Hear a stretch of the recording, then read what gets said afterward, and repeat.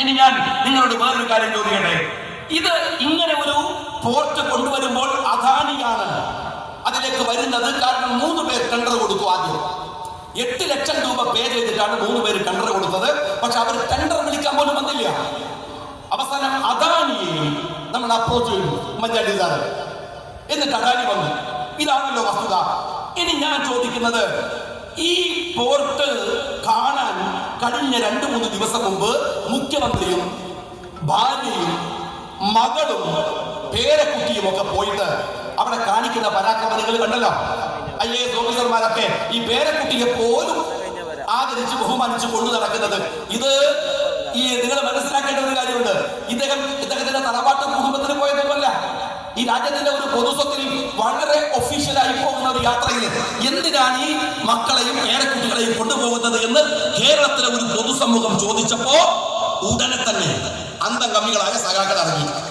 ഞാൻ എപ്പോഴും നേതാക്കന്മാരോടൊക്കെ പറയാറുണ്ട്, ഇപ്പൊ നമ്മളൊക്കെ അണികളാണ്. ആരുടെ അണികള്? ബഷീർ സാഹിബൊക്കെ ഉള്ള വലിയ പാർട്ടിയുടെ നേതാക്കന്മാരുടെ അണികളായി നിൽക്കുന്നവരാണ് നമ്മൾ. പക്ഷെ അണികൾ എന്ന് പറഞ്ഞാൽ നമ്മളൊന്നുമല്ല അണികൾ. യഥാർത്ഥ അണികൾ CPM അണികളാണ്. കാരണം ഇപ്പൊ പകലാന്ന് പറഞ്ഞാൽ ഒരു ചിന്താപതി. ഇതുപോലെ അന്തംഗമ്മികളായിട്ടുള്ള ഒരു അണികളെ CPM അല്ലാതെ ലോകത്തിലൊരു പാർട്ടിക്ക് ഉണ്ടാവും എന്ന് ഞാൻ വിശ്വസിക്കുന്നില്ല. ആ അന്തംഗമ്മികള് ഈ എന്തിനാണ് പിണറായി വിജയൻ പേരക്കുട്ടിനെ കൂട്ടിയിട്ട് ഈ പോർട്ട് കാണാൻ പോയത് എന്ന് ചോദിച്ചപ്പോൾ ഉടനെ ക്യാപ്സ്യൂൾ. എന്താ ക്യാപ്സ്യൂൾ എന്നറിയോ? ആ AK ആന്റണി കേന്ദ്രമന്ത്രിയായിരിക്കുന്ന സമയത്ത് അന്നത്തെ INS വിക്രാന്തിന്റെ വിമാനവാഹിനി കപ്പൽ നീട്ടിലിറക്കിയത് ഭാര്യ എലിസബത്ത് ആണ്. പിന്നെന്താ പിണറായി വിജയനെ മോളെയും പേരക്കുട്ടിനെ കൂട്ടി പോയാൽ എന്താണ്? എന്റെ സഖാക്കള്, ഈ രാജ്യത്തൊരു മാരിടൈം ആചാരമുണ്ട്. ഈ മാരിടൈം ആചാരം എന്താണെന്ന് ഇനിയിപ്പോ നിങ്ങൾ വെറുതെ സങ്കല്പിച്ച് നോക്കുക, നടക്കുന്ന കാര്യമല്ല. ഇന്ത്യ മഹാരാജ്യം CPM ഭരിക്കാന്ന് കൂട്ടുക. അതിന്റെ കേന്ദ്ര ആഭ്യന്തര മന്ത്രിയൊക്കെ ആയിട്ട് പിണറായി വിജയന്റെ മരുമോൻ റിയാസ് ആയിരുന്നു കൂട്ടുക. എന്നാലും ഇതുപോലൊരു കപ്പല് നീട്ടിലിറക്കണമെങ്കിൽ റിയാസിന് പറ്റൂല, വീണക്കേ പറ്റൂ. എന്ന് വെച്ചാൽ പെണ്ണുങ്ങൾ അത് ചെയ്യുക. അല്ല, അതൊരു മാരിടൈം ആചാരമാണ്. ഈ ആചാരം വെച്ചിട്ടാണ് നിങ്ങൾ അതിനെ ന്യായീകരിക്കാൻ വന്നത്. ഞാൻ പറയുന്ന കാര്യം അതല്ല. പറയുന്ന കാര്യം ഇത് നിങ്ങളുടേതാണ് എന്നൊരു തോന്നൽ നിങ്ങൾക്കുണ്ടല്ലോ. അവിടെ പ്രസംഗിച്ച വാസവൻ പറഞ്ഞു, മുഖ്യമന്ത്രി പറഞ്ഞു, ചെലവ് കേരളത്തിൻ്റെതാണ്. ഇന്നലെ വൈകുന്നേരം 4 മണിക്ക് CPM പാർട്ടി സെക്രട്ടറി പത്രക്കാരോട് പറഞ്ഞു, ഒരു ₹1 കേന്ദ്രം തന്നിട്ടില്ല. എങ്കിലൊരു ചോദ്യമുണ്ട്, പിന്നെ എന്തിനാണ് ഈ നരേന്ദ്രമോദിയെ നിങ്ങൾ എഴുന്നള്ളിച്ചു കൊണ്ടുവന്ന് ഈ പോർട്ടിന്റെ ഉദ്ഘാടനം നടത്തിയത്? പണി പൂർത്തീകരിക്കാത്ത ഈ പോർട്ടിന്റെ ഉദ്ഘാടനത്തിന് നരേന്ദ്രമോദിയെ കൊണ്ടുവരേണ്ട പ്രോട്ടോകോൾ ഒന്ന് പറഞ്ഞേ നിങ്ങൾ. ഞാൻ സഖാക്കളെ വെല്ലുവിളിക്കുകയാണ്. ഒരു പോർട്ടിന്റെ ഉദ്ഘാടനത്തിന് നിർബന്ധമായി ഇന്ത്യയുടെ പ്രധാനമന്ത്രി വേണമെന്ന നിയമമുണ്ടോ? ഇല്ലല്ലോ. പണം മുടക്കുന്നത് കേരളം, പദ്ധതി കേരളത്തിൻ്റെത്. സെൻട്രൽ ഗവൺമെന്റ് കൊടുക്കേണ്ടത് പാരിസ്ഥിതിക അനുമതി. ആ അനുമതി കൊടുത്തതാവട്ടെ UPA ഗവൺമെന്റ് ആണല്ലോ. പിന്നെ എന്റെ നരേന്ദ്രമോദിക്ക് അവിടെ റോള്? ആര് പറഞ്ഞിട്ടാണ് നരേന്ദ്രമോദിയെ നിങ്ങൾ കൊണ്ടുവന്നത്? നിങ്ങൾ ഇനി ഒരു കാര്യം ഞാൻ ചോദിക്കട്ടെ, ഇതെങ്ങാനും മമതാ ബാനർജി പശ്ചിമ ബംഗാളിലാണെന്ന് വെക്കുക, അതിന്റെ 7 അയലത്തേക്ക് ഒരു കേന്ദ്രമന്ത്രിയെ അവരടുപ്പിക്കും പിണറായി വിജയൻ. ഇനി അത് വേണ്ട, തമിഴ്നാട്ടിലെ സ്റ്റാലിനാണെന്ന് വെക്കുക, തൂത്തുക്കുടിയിലെ പോർട്ടിന്റെ ഉദ്ഘാടനമാണെന്ന് വെക്കുക. സ്റ്റാലിൻ കൊണ്ടുവരോ? തമിഴ്നാട് ഗവൺമെന്റ് പണം മുടക്കി ഉണ്ടാക്കുന്ന ഒരു പോർട്ടിന്റെ ഉദ്ഘാടനത്തിന് പ്രധാനമന്ത്രിയെ വിളിച്ചു കൊണ്ടുവരോ? ഇനി കൊണ്ടുവന്നാൽ ദയാനിധി സ്റ്റാലിൻ എന്ന് പറയുന്ന സ്റ്റാലിന്റെ മകൻ താഴെ ഇങ്ങനെ കരയോ? കണ്ടില്ലേ അവിടെ BJP അധ്യക്ഷൻ? ആരാ വിളിച്ചത്? ആരാ ചോദിച്ചത്? ആരാ പറഞ്ഞു തന്നിട്ട് റിയാസ് മോങ്ങിയ പോലെ താഴെ കിടന്ന് മോങ്ങാൻ അയാളുടെ മകനെ കിട്ടുമോ, മരുമകനെ കിട്ടുമോ? ഞാൻ ചോദിക്കുന്നത് മുകളിൽ എങ്ങനെയാണ് BJPയുടെ പ്രസിഡന്റ് വന്നത് എന്നല്ല, പ്രധാനമന്ത്രി എങ്ങനെ വന്നതിന് ആദ്യം ഉത്തരം പറയും. നിങ്ങൾ വിളിച്ചു കൂട്ടിക്കൊണ്ടുവന്നു അല്ലേ? നിങ്ങൾ വിളിച്ചു കൂട്ടിക്കൊണ്ടുവന്നു. എന്നിട്ട് പ്രധാനമന്ത്രി വരുന്ന തെരഞ്ഞെടുപ്പിലേക്ക് ലക്ഷ്യമാക്കിയ ഏറ്റവും ഗംഭീരമായ പ്രസംഗം നടത്തി. എന്നാൽ ഒരു കാര്യം ഞാൻ ഒന്നുകൂടെ പറയട്ടെ, രാജീവ് ചന്ദ്രശേഖരനെ ആ വേദിയിലേക്ക് വിളിച്ചപ്പോൾ നിങ്ങൾ പറഞ്ഞൊരു ന്യായവും. എന്താ ന്യായം എന്ന് അറിയോ? മുഖ്യമന്ത്രി പറഞ്ഞത്, ഞങ്ങൾ കേന്ദ്രത്തിന് അയച്ച ലിസ്റ്റിൽ രാജീവ് ചന്ദ്രശേഖരന്റെ പേര് അവർ ചേർത്തതാണ്. ഇത് ശുദ്ധമായ കളവാണ്. അത് ഞാൻ പിന്നെ പറയാം. എന്നാൽ ഒരു കാര്യം ചോദിക്കട്ടെ, കേന്ദ്രം രാജീവ് ശങ്കറിന്റെ പേര് ചേർത്ത് ഇങ്ങോട്ടൊരു കത്തയച്ചു. ഉടൻ കേരളത്തിന്റെ മുഖ്യമന്ത്രിക്ക് പറയാം, ആയിക്കോട്ടെ, രാജീവ് ചന്ദ്രശേഖർ വരട്ടെ, KPCC പ്രസിഡന്റിനെ ക്ഷണിക്കാം, CPM സംസ്ഥാന സെക്രട്ടറിയെ ക്ഷണിക്കാം എന്നൊരു കത്ത് അങ്ങോട്ട് കൊടുത്തൂടെ? അതല്ലാതെ അടിയൻ എന്ന് പറഞ്ഞ കത്തേറ്റ് വാങ്ങേണ്ട കാര്യമുണ്ടോ? മറിച്ചൊരു കത്ത് നിങ്ങൾ എഴുതിയോ പ്രധാനമന്ത്രിക്ക്, പ്രോട്ടോകോൾ ഓഫീസർക്ക് ഇങ്ങനെ ഒരാളെ ചേർത്തുകൂടെ എന്ന്? നിങ്ങൾ ചെയ്തില്ലല്ലോ. ഇനി രണ്ടാമത്തെ കാര്യം ഞാൻ പറയട്ടെ. വാസവൻ നടത്തിയ പത്രസമ്മേളനം എന്റെ കയ്യിലുണ്ട്. എന്താ വാസവൻ പറഞ്ഞത്? ഈ പരിപാടി നടക്കുന്നതിന് മുമ്പ് വാസവനോട് പത്രക്കാർ ചോദിച്ചു, പ്രതിപക്ഷ നേതാവ് പങ്കെടുക്കുമോ? വാസവൻ ഓരോരുത്തരുടെ പേര് എണ്ണി പറഞ്ഞു. പ്രതിപക്ഷ നേതാവിന്റെ പേര് പറഞ്ഞു, എന്നിട്ടോ രാജീവ് ചന്ദ്രശേഖരന്റെ പേര് പറഞ്ഞു, എന്നിട്ട് പറഞ്ഞു ഈ പേര് ഞങ്ങൾ കേന്ദ്രത്തിന് കൊടുത്തിട്ടുണ്ട്. അപ്പൊ രാജീവ് ചന്ദ്രശേഖരന്റെ പേര് നിങ്ങൾ കേന്ദ്രത്തിന് കൊടുത്തതാണ് വാസവൻ പറഞ്ഞിട്ടുണ്ടല്ലോ. പിന്നെ എങ്ങനെയാണ് നിങ്ങൾ രാജീവ് ചന്ദ്രശേഖർ അവിടെ വന്നത് എന്ന് ചോദിക്കുക?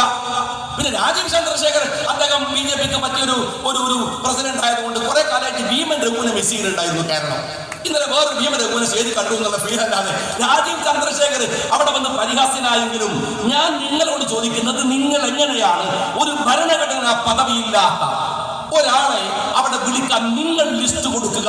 BJPയുമായുള്ള നിങ്ങളുടെ വിധേയത്വത്തിന്റെ ആഴം അവിടെ മനസ്സിലാവും.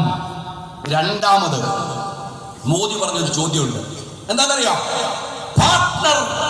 ആ വാസവന്റെ പ്രസംഗത്തെ കോട്ട് ചെയ്യാൻ പാർട്ട്ണർ കേട്ടില്ലേ നിങ്ങൾ? ഇവിടെ അദാനിയുമായി പാർട്ട്ണറാണ്. ആരാ പറയുന്നത്? ഒരു ഇടതുപക്ഷ ഗവൺമെന്റ് അദാനിയുമായി പാർട്ട്ണറാണെന്ന് പറഞ്ഞിരിക്കുന്നു. ഇത് ചിലരുടെ ഉറക്കം കെടുത്തും. ആരുടെ ഉറക്കമാണ് പ്രധാനമന്ത്രി കെടാൻ പോണത്? കേരളത്തിലെ നല്ലവരായ കമ്മ്യൂണിസ്റ്റുകളുടെ ഉറക്കം. അദാനിയുമായി പാർട്ട്ണർഷിപ്പുള്ള, BJPയുമായി പാർട്ട്ണർഷിപ്പുള്ള ഒരു CPMനെ നെഞ്ചകത്ത് ചുവപ്പ് കുത്തി നടക്കുന്ന ഒരു കമ്മ്യൂണിസ്റ്റുകാരന് സ്വീകരിക്കാൻ കഴിയോ? അവന്റെ ഉറക്ക് പോകുമെന്നതിന്റെ തെളിവെന്താണെന്നറിയോ? അന്ന് രാത്രി ഉറക്ക് കളഞ്ഞ് തോമസ് ഐസക് ഇതിനെ ന്യായീകരിച്ചുകൊണ്ട് ഒരു ലേഖനം പിറ്റേന്ന് എഴുതി. അന്ന് രാത്രി തോമസ് ഐസക് ഉറങ്ങിയില്ല. ഇതിനെ ന്യായീകരിക്കാൻ വേണ്ടി എന്താണ് പാർട്ട്ണർ എന്ന് വിശദീകരിച്ചുകൊണ്ട് തോമസ് ഐസക് ഒരു വലിയ ലേഖനം എഴുതി. ഇനി രാഹുൽ ഗാന്ധിയുടെ ഉറക്കം കെടുമെന്നാണോ നിങ്ങൾ പറയുന്നത്? ഈ കൂട്ടുകെട്ടിൽ രാഹുൽ ഗാന്ധിയുടെ മാത്രമല്ല, രാജ്യത്തെ സ്നേഹിക്കുന്നവരുടെ മുഴുവൻ ഉറക്കം കെടും. ഒരു കമ്മ്യൂണിസ്റ്റ് പാർട്ടി BJPയുമായി ഏറ്റവും അവിശുദ്ധമായ ബാന്ധവം ഉണ്ടാക്കാൻ പരസ്യമായി ജനങ്ങളുടെ മുമ്പിൽ വെച്ച് പരസ്യമായി പറയാം, എന്ത്? ഞങ്ങൾ പാർട്ട്ണറാണെന്ന്. ഞാനിവിടുത്തെ CPMകാരോട് പറയട്ടെ, നിങ്ങളുടെ നേതാക്കന്മാരുടെ സ്ഥിതിയായി പറയുന്നത്, നിങ്ങൾ പറ്റുമെങ്കിൽ ദയവ് ചെയ്ത് നിങ്ങൾക്ക് സങ്കടമൊക്കെ ഉണ്ടെങ്കിൽ ആ രാഹുൽ ഗാന്ധിയുടെ ഫോട്ടോ ഒന്ന് ചെറുത് ആരും കാണാതെ ഒരു പാസ്പോർട്ട് സൈസ് ഫോട്ടോ പേഴ്സിലോ വീട്ടിലാരും കാണാത്തോടത്തോ വെക്കണം. എന്നിട്ട് എല്ലാവരും ഉറങ്ങി എന്ന് ഉറപ്പുണ്ടെങ്കിൽ അയാൾക്കൊരു റെഡ് സല്യൂട്ട് അടിച്ചു കൊടുക്കണം. നമ്മളെ ശ്രീനിവാസന് ഗൾഫിൽ പോയിട്ട് കണ്ണാടിന് മുമ്പിൽ സിന്ദാബാദ് വിളിക്കുന്ന കേട്ടില്ലെങ്കിൽ അതുപോലെ റിലയൻസിന്റെ മുതലാളിയുടെ കല്യാണം നടക്കുകയാണ്. പങ്കെടുക്കാത്തവരാരാ ഉണ്ടായിരുന്നത്? എല്ലാവരും പങ്കെടുത്തു. ലോകത്തിലെ സകലമായ മുതലാളിമാരും പങ്കെടുത്തു. സുക്കർബർഗ് ഉണ്ടായിരുന്നു, ഇലോൺ മസ്ക് ഉണ്ടായിരുന്നു, ബിൽ ഗേറ്റ്സ് ഉണ്ടായിരുന്നു. നാട്ടിലെ ഉള്ള സാധാരണ എല്ലാ പണക്കാരും എല്ലാവരും കല്യാണം ഇങ്ങനെ പൊടിപിടിക്കുമ്പോ സുക്കർബർഗ് വന്ന് ഇലോൺ മസ്ക് വന്ന് ആ കല്യാണം ഇങ്ങനെ പൊടിപിടിക്കുമ്പോൾ ഡൽഹിയിലെ ഒരു പിസ ഹോട്ടലിനകത്തിരുന്ന് ഒരു പിസയും കാപ്പിയും കഴിക്കുന്ന രാഹുൽ ഗാന്ധിയില്ല.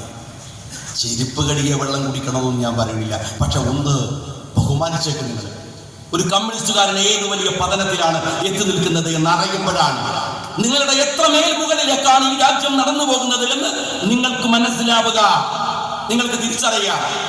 RSSന്റെ മുമ്പിൽ കുനിഞ്ഞ് നട്ടലിനൊടിഞ്ഞു പോയ ഒരു മുഖ്യമന്ത്രിയാണ് കേരളത്തിലുള്ളത്. ആ മുഖ്യമന്ത്രിയുടെ ഫോട്ടോകൾ ഫ്ലക്സ് ആക്കി വെച്ചാൽ തീരുന്നതല്ല. ഇപ്പൊ എന്താ 9ാം വാർഷികത്തിന്റെ ഭാഗമായിട്ട് 500 ഹോർഡിങ്ങുകൾ 15 കോടി രൂപ ചെലവാക്കിയിട്ട് കേരളത്തിന്റെ എല്ലായിടത്തും വെച്ചു എന്നാണ് കണക്ക്. അല്ലെങ്കിൽ തന്നെ മനുഷ്യന് മനസ്സമാധാനമില്ല. ഇച്ചകായിന്റെ മോന്തേ കൂടി നാട്ടുകാരെ കാട്ടിയിട്ട് എന്തിനാണ് ആളുകളുടെ മനസ്സമാധാനം നിങ്ങൾ കരുതുന്നത്? മരിച്ചോ ഇല്ലാതാക്കിയിരിക്കുന്നത്. 15 കോടി രൂപ ചെലവാക്കി 100 കോടിയോളം ചെലവാണ് നിങ്ങളുടെ ഈ 9ാം വാർഷികത്തിന്. ആശാ വർക്കർമാർക്ക് കൊടുക്കാൻ നിങ്ങളുടെ കയ്യിൽ പൈസ ഉണ്ടോ? ഇല്ല. സ്കൂളിലെ കഞ്ഞിക്ക് പൈസ കൊടുക്കാനുണ്ടോ? ഇല്ല. അംഗൻവാടിയിലെ ടീച്ചർമാർക്ക് പൈസ കൂട്ടി കൊടുക്കാനുണ്ടോ? ഇല്ല. കർഷകർ സംഭരിച്ച നെല്ലിന്റെ പൈസ കൊടുക്കാൻ കയ്യിലുണ്ടോ? ഇല്ല. ക്ഷേമനിധിയുടെ പെൻഷൻ കൊടുക്കാൻ നിങ്ങളുടെ കയ്യിൽ പൈസ ഉണ്ടോ? ഇല്ല. സാമൂഹിക പെൻഷൻ ഇത്തിരി കൂട്ടാൻ നിങ്ങളുടെ കയ്യിലുണ്ടോ? ഇല്ല. ആശുപത്രിയിലെ ജീവൻ രക്ഷാ മരുന്ന് വാങ്ങിക്കൊടുക്കാൻ നിങ്ങളുടെ കയ്യിൽ പൈസ ഉണ്ടോ? ഇല്ല. ഡയാലിസിസ് പേഷ്യന്റിന് കൊടുക്കുന്ന സർക്കാരിന്റെ പൈസ കൊടുക്കാൻ നിങ്ങളുടെ കയ്യിലുണ്ടോ? ഇല്ല. നിങ്ങളുടെ കയ്യിലുള്ള പൈസ എന്തിനാണ്? മുഖ്യമന്ത്രിയുടെ ഫ്ലക്സ് വെക്കാൻ, മുഖ്യമന്ത്രിയുടെ വീട്ടിൽ നീന്തൽക്കുളം ഉണ്ടാക്കാൻ, പേരക്കുട്ടിയെയും കൂടി ടൂർ പോകാൻ, അല്ലേ? മഹാരാജാവിനെ രാജ്യം മുഴുവൻ എഴുന്നള്ളിക്കാനുള്ള കോടിക്കണക്കിന് രൂപ. ഇതല്ലേ നിങ്ങൾ എന്താ ആഘോഷം നടത്തുന്നത്? എല്ലാ ജില്ലയിലും വന്നിട്ട് ഞാൻ ചോദിക്കേണ്ട സഖാക്കളെ, ആലിബാബയും 41 കള്ളന്മാരെന്ന് പറഞ്ഞ പോലെ കേരളത്തിലെ മുഖ്യമന്ത്രിയും 20 കള്ളന്മാരും കൂടെ ഒരു ബസ് കയറിയിട്ട് ഈ നാട് മുഴുവൻ കറങ്ങിയിട്ട് ഒരു 2-3 മാസമല്ലേ ആവുന്നുള്ളൂ. അവരിവിടെ വന്നില്ലേ? നിങ്ങൾ ഈ മണ്ഡലത്തിൽ കൊണ്ടോട്ടി വന്നില്ലേ? 9ാമത്തെ വാർഷികമാകുമ്പോൾ നിങ്ങൾ പറയേണ്ടത് കൊണ്ടോട്ടി മണ്ഡലത്തിൽ നിന്ന് കൊണ്ടുപോയ അപേക്ഷയിൽ ഞങ്ങൾ ഇന്ന തീരുമാനമെടുത്തു എന്നാണ്. എന്തേ പറയാത്തത്? ഏത് ബസ്സുകൾ വന്നത്? എന്തെല്ലാം സൗകര്യമായിട്ടാണ് വന്നത്? നിങ്ങളെ മന്ത്രിമാർ ഓരോ നാട്ടിലെ ഭക്ഷണത്തെ കുറിച്ച് എഴുതിയ ഫേസ്ബുക്ക് പോസ്റ്റുകൾ എടുത്ത് വായിച്ചു നോക്ക്. എത്ര കശുവണ്ടി ആടിയോ നിങ്ങൾ അടിച്ചു മാറ്റിപ്പോയത്. പൊരിച്ച കശുവണ്ടി, നെയ്യിൽ പൊരിച്ച കശുവണ്ടി എന്നൊക്കെ പറഞ്ഞിട്ട് നിങ്ങൾ ഫേസ്ബുക്ക് എന്താ ഞങ്ങൾ ശരിയായിട്ട് പോസ്റ്റ് ഉണ്ടല്ലോ. നെയ്യിൽ പൊരിച്ച കശുവണ്ടി കിട്ടണമെങ്കിൽ ഇവിടെ തന്നെ വരണം. നാട്ടുകാരെ കശുവണ്ടി നോക്കി പോയിട്ട് നിങ്ങൾ 5-6 മാസമായില്ലേ? എന്താ ഉണ്ടാക്കി കൊടുത്തത്? തിരിച്ചു കൊടുത്തത് എന്താ കൊടുത്തത്? എന്നിട്ടാണ് 9ാം വാർഷികം ആഘോഷിക്കാൻ ജനങ്ങളുടെ പൈസ എടുത്ത് നിങ്ങൾ പിന്നെയും വരുന്നത്. ഞാൻ എന്റെ പ്രിയപ്പെട്ട സഹോദരന്മാരോട് പറയട്ടെ, ഇന്നലെ ഈ കോഴിക്കോട് നിങ്ങൾ വാർഷികാഘോഷിക്കല്ലേ? മെഡിക്കൽ കോളേജിൽ എത്ര പേരാ മരിച്ചുപോയത്? എത്ര പേരാണ്? ആ മെഡിക്കൽ കോളേജിൽ ICUവിൽ നിങ്ങളുടെ ഒരു മാത്രം നിങ്ങളുടെ ഒരു അറ്റൻഷൻ ഇല്ലാതെ മരിച്ചുപോയവർ. എന്നിട്ട് ആരോഗ്യമന്ത്രി വന്ന് വിടുവായിട്ടും പറഞ്ഞു പോയില്ലേ? അവിടെ വന്നു പോയില്ലേ? ഇവിടെ കേരളത്തിൽ ആലോചിക്കേണ്ടത് അവർ കൊല്ലപ്പെട്ടതാണ്. ആ മനുഷ്യർ കൊല്ലപ്പെട്ടത് നിങ്ങളുടെ സർക്കാരിന്റെ പിടിപ്പുകൾ കൊണ്ട് കൊല്ലപ്പെട്ടു പോയവർ ഈ തൊട്ടടുത്ത്.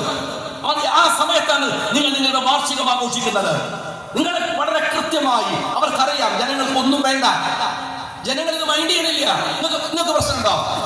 ദിവസം പോയിട്ട് നിങ്ങൾ ഡീസൽ അടിച്ച് വരുന്നില്ലേ? പെട്രോൾ അടിച്ച് വരുന്നില്ലേ?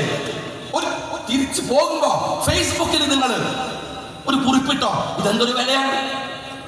എന്നിട്ടിപ്പോ MA ബേബി അദ്ദേഹം എന്താണ് അദ്ദേഹത്തിന്റെ സ്ഥിരമായ പൊട്ടത്തിൽ അങ്ങനെ പറഞ്ഞത്.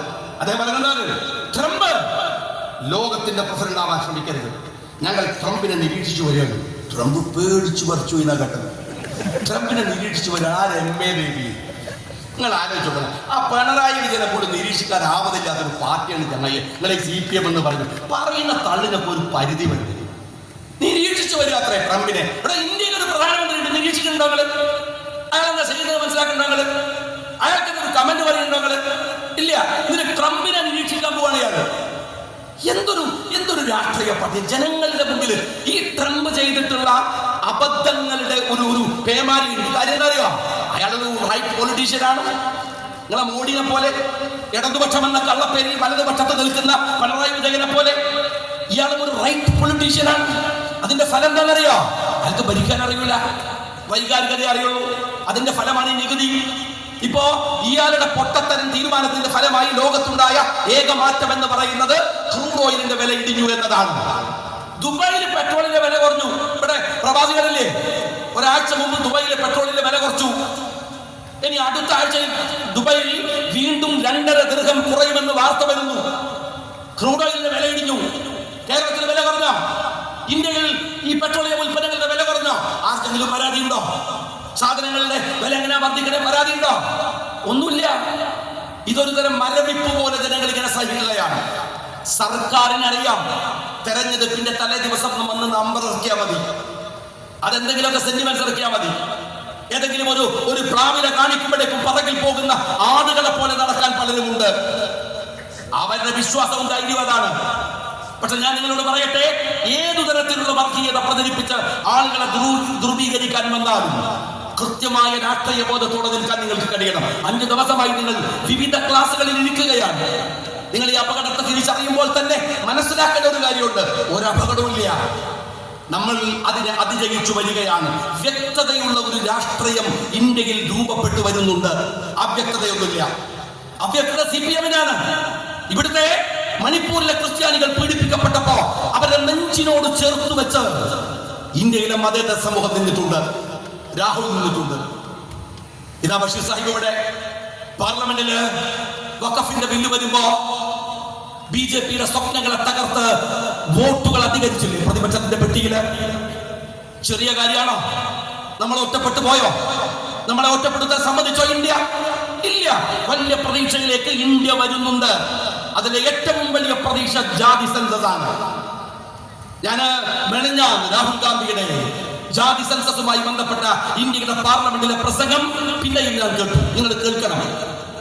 കൃത്യതയോടെ പറയുന്നുണ്ട് എന്തിനാണ് ജാതി സെൻസസ്.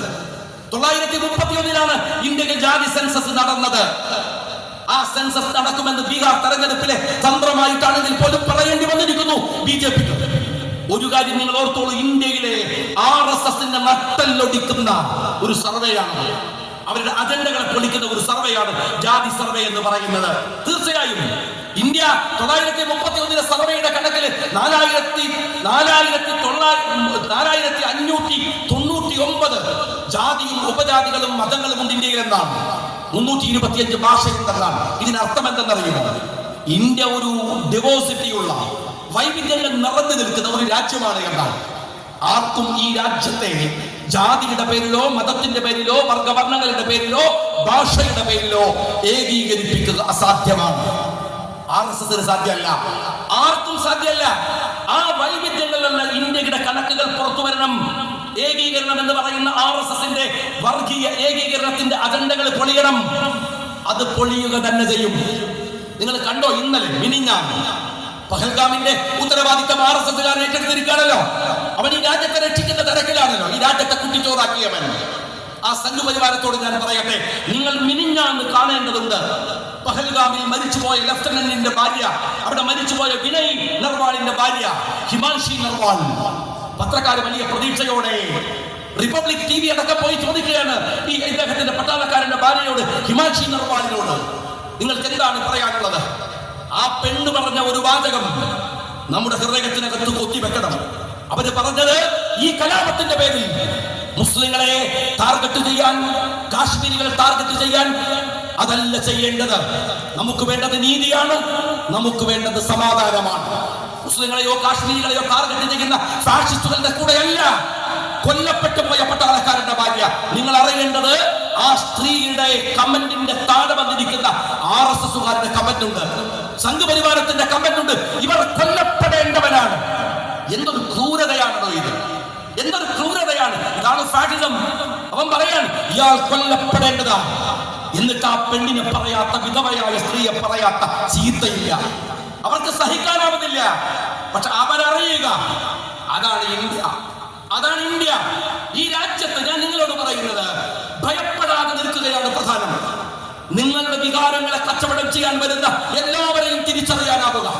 ഈ രാജ്യത്തിലെ കമ്മ്യൂണിസ്റ്റുകളെ, ഈ രാജ്യത്തിലെ ഫാഷിസ്റ്റുകളെ, അവരുടെ വാഗ്ദാനങ്ങളുടെ മുമ്പിൽ അടിയറ വെച്ചു കൊടുക്കാനുള്ളതല്ല ഇന്ത്യ എന്ന് പറയുന്ന ഏറ്റവും പ്രധാനപ്പെട്ട നമ്മുടെ രാജ്യത്തിന്റെ താല്പര്യം എന്ന് പറയുന്നത്. ഈ രാജ്യം നമ്മുടേത് കൂടിയാണ്. നിങ്ങൾ NRC കൊണ്ടുവന്നു, ഞങ്ങൾ അന്നേ പറഞ്ഞു, നിങ്ങൾ എന്തു ചെയ്യാനാണ്? ഈ NRC കൊണ്ടുവന്നിട്ട് ഇവിടുത്തെ മുസ്ലിങ്ങളെയൊക്കെ വലിച്ചു കയറ്റാൻ പറ്റിയ മൂക്കൊന്നും ഒരു അമിത്ഷയുടെയും നരേന്ദ്രമോദിയുടെയും മുഖത്തില്ല എന്ന് ഞങ്ങൾക്കറിയാം. ഈ രാജ്യത്ത് ജീവിക്കണമെന്ന് ഞങ്ങൾ പറയുന്നത് ആരുടെയും ഔദാര്യം കൊണ്ടല്ല. ഇത് ഞങ്ങളുടെ മണ്ണാണ്, ഞങ്ങളുടെ മണ്ണാണ്. ഞങ്ങൾ കൂടി നേടിയെടുത്ത സ്വാതന്ത്ര്യമാണ് ഈ രാജ്യത്ത് രാജ്യം അനുഭവിക്കുന്നത്. ഞങ്ങളുടെ അവകാശമല്ലേ ഇത്? ഞങ്ങളുടെ അവകാശമല്ലേ? പാകിസ്ഥാനല്ല, അതിനപ്പുറത്ത് ഞങ്ങളുടെ ഏറ്റവും പുണ്യഭൂമിയായ കഅബ നിലകൊള്ളുന്ന സൗദി അറേബ്യ. ഇന്ത്യക്കെതിരെ പടപെട്ടാൻ വന്നാൽ വിരിമാറു കാണിച്ച് ഇന്ത്യയുടെ കൂടെ ഞങ്ങൾ ഈ മണ്ണിലുണ്ടാകുമെന്ന് പഠിപ്പിച്ചത് ഹായിദമിലത്തെ മുഹമ്മദ് ഇസ്മായിൽ സാഹിബാണ്, ബാഫഖി തങ്ങളാണ്, പൂക്കോയ തങ്ങളാണ്, CH മുഹമ്മദ് കോയ സാഹിബാണ്. ഞങ്ങൾ ഇവിടെ ജീവിക്കുന്നവരാണ്, ജീവിക്കേണ്ടവരാണ്. ഞങ്ങളുടെ അസ്തിത്വത്തെ മുറുകെ പിടിച്ചുകൊണ്ട്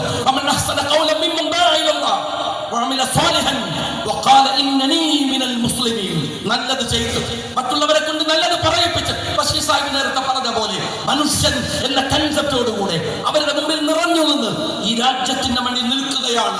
അഭിമാനത്തോടെ, അന്തസ്സോടെ, ഇസ്സത്തോടെ ഈ മണ്ണിൽ നിൽക്കുകയാണ് ഒരു ലീഗുകാരന്റെ ബാധ്യതയും അതിനുവേണ്ടിയുള്ള പ്രവർത്തനമാണ് ലീഗുകാരന്റെ ഉത്തരവാദിത്വവും. അഭിവാദ്യങ്ങൾ.